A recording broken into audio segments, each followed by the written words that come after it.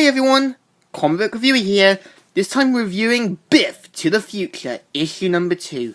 Now, as we left off from issue number 1, Biff has won his first bettings on a horse race and has moved to Hollywood. On the cover we have Biff posing to a bunch of people with a young actress. It starts off how at the 32nd Annual Awards 1959, people are congratulating an actor who's saying, "Tonight I'm just an unemployed actor, but hopefully with this guy, that will all change." And suddenly someone shows up and the reporters are all looking, and it's Biff saying, "Whoa, this is swacky. You can't sure know how to party." Hollywood, Biff 10 out of laughed. And then everyone starts asking questions and everything, and the actor who was being interviewed is shocked that everyone is actually putting more attention to this layabout instead of him. And you think about it, shouldn't Biff actually try and find an actual job? So everyone is asking him questions like, "Is it true? Are you the luckiest man on earth?" "Honey, the papers don't lie. You should always believe what you read." "No, you shouldn't. I don't always believe what I'm told." So Biff gathers down some champagne and spits it at this actress. Now, one, that is really bad manners.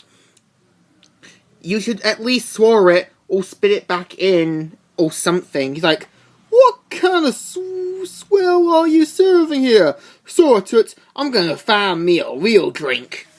Actually, I have had champagne before and it's not that bad. So Biff tries to ask a bartender if he has any beer, but they don't. But he sees this guy saying, it's got a bit of a kick, but it's better than what the grown-ups are drinking." "Oh, thanks. Ernie Kassoff, film producer." So explains that how he got his success and everything, and he wants Biff to help him make a movie by financing him.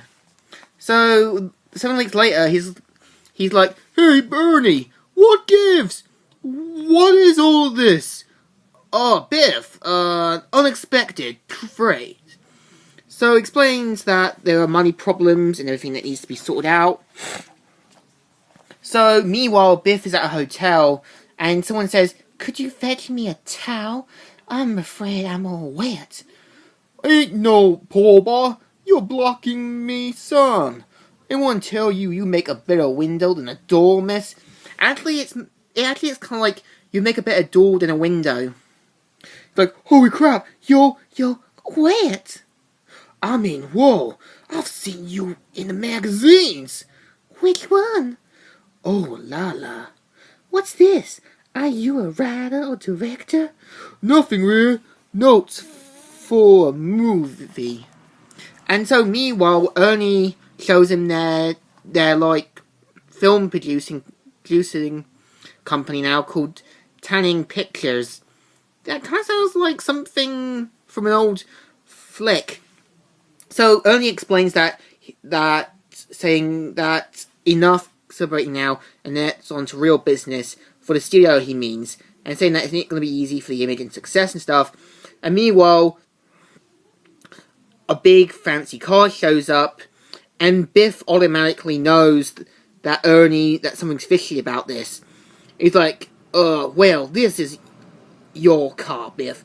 It's a gift for me. From me." "Yeah, you bought it with my cash." Yeah, you can tell right away he's using Biff's money. And one, shouldn't Biff do some proper research on this guy to see anything dodgy? As the weeks go by, he pretty much uses up Biff's money, and you see Harry Osborn here, or a young Norman Osborn, angry about his loss. And here you've got a t-shirt that looks like Max Tennyson's from Ben 10 saying, "I know what you're gonna say, but look, we're successful. We're a team, baby, a team, but we're kind of running low on finance." "We or you? So you're feeling lucky, Biff?" So pretty much after Biff wins some money, someone says, "Take it as a pleasure, y'all." Sorry guys, I ain't no photograph move. Let me tell you something there, boy, Mr. 10. I'm Mr. Drake, you see. I run these things here. It might be unlucky for you to ever come back here. Understand? In other words, he doesn't want Biff to come here and make things worse. So, pretty much over the time, Bernie has been mainly using his money, even for yachts and other things. So, meanwhile, back at Hill Valley, George McFly and Lorraine have actually settled down and are gonna have their first kid, which is Marty's older brother. And it's like, George, are you executing company, do you think? Can you get the door? George, far out. Never mind. I actually like how they got the Twilight Zone, so it's implied that George McFly is also a fan of this. So after like, a limousine driver shows up asking Elaine to come with her because someone has arranged something, and he's like, "Excuse me, who sent you?" Yeah, and you can tell right away that he automatically knows Biff's up to something. And Biff's like, "Hey, Elaine, how do you like the limo? Throw on something nice and join me at the film premieres. Look, just because I haven't married you yet doesn't mean we can still be together." "You're right, you can't marry her, Biff. She's with me." And he's like, "Who is this? McFly? Where's Lorraine?" "It's over, Biff. She's not going to the premiere with you. You don't get to harass her anymore." I like how George is kind of like saying, we've moved on from this, that you need to stop what you're doing. He's like, "I'm not doing anything to her, ass. The only ass here is you're the ass." "Biff, she's pregnant." "What?" "If you haven't failed health class, you know how that..." In other words, that if she goes on a plane, she could easily lose the baby, or probably, depending on if you've watched Pan's Labyrinth. So, pretty much he says, "Final warning, don't ever call her again." So I'm actually surprised George McFly didn't consider the possibilities of moving from Hill Valley, because he pretty much knows Biff is not going to stop, and it's eventually going to be his undoing if you've seen the second one. So he's like, "Damn it! Biff, is something wrong? Who was that?" "Nobody! Just finished getting ready. I don't want to be late to my own premiere." So after Biff and his girlfriend head to the movie premieres, the film is a total bust. Everyone hates it, and even Biff's girlfriend asks, "Honey, what's this movie about?" "I have no freaking clue." Yeah, you actually think Biff would have a bit more brains to check what's going on with the casting and everything else. So Biff goes in, talks with Ernie about what's been going on, and says that we're going to make the film anyway. And after getting an actor called Tom Wayne to do one of the sets, Biff talks with him and says that he doesn't feel like it, saying, "Not interested. Besides, I don't plan." And they all laugh. "Trash like Mad Dog Tannen. Hey, that's uncalled for. That's my great-grandfather, you." And this is when we think he's going to punch him. Tom Wayne knocks out Biff and says, "Remember, you caused a lot of trouble this morning. So how was this time?" Perfect, that's a wrap. When you think that Biff has plenty of money, he could easily sue him. And also, when you think that someone like this is going to cause a lot of bad press. After Ernie tries to talk with them down, Biff talks with one of the guys, saying, "Well, you know what they say. If you can't get lemons, make lemonade. Read the headline on the wall. So I need to ditch all the Hollywood yes man, take my money, and do something more meaningful with my life. Might apply to you as well."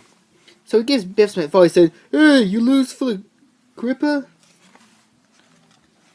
Afterwards, everything Biff and Ernie bought is being taken back. And one of the guys says, "Excuse me, I'm looking for Ernie Krausoff." "You're not the only one. It's legal matter. Multiple ones. Actually, by the state of California. I'll let him know when I see him." And just when you think Ernie's going to get away, who looks just like Max Tennyson from Ben 10, he says, "Going somewhere?" and says, Biff, baby, hey there. Look, I just need to take a trip to see. It's okay. And pretty much plans to get him killed by making him bet on one of the horses, even though Biff was banned from, and gets taken away. And it was all part of Biff's plan to get rid of him. And right now, you can tell he realized this. And turns out, there had been he was shot 5 times. And I'm actually surprised no one had done any investigation for it. And then Biff pees on his star sign. And one of the officers says, "Hey, you stop right there!" And says, "We Biff Tannins ain't stopping for nobody." And so he heads all the way back to Hill Valley to cause more trouble there.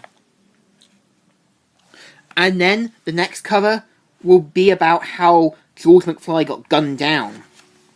So that's the story. And other ones like Citizen Brown and that. So what I think of the story, it's pretty good. Given the fact that we do see a Mad Dog film in the second Back to the Future film, it hints Biff probably made the movie anyway years later. So I give this a good thumbs up. So Comic Reviewer here, signing out.